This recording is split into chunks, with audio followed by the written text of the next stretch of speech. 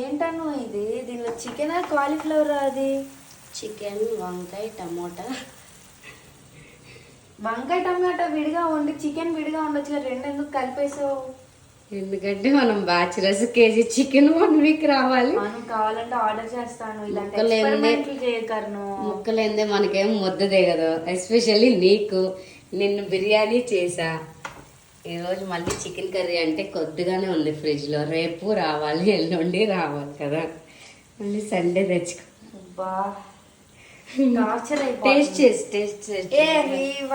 Veg దేవుడా బాగుండేలా చూడు.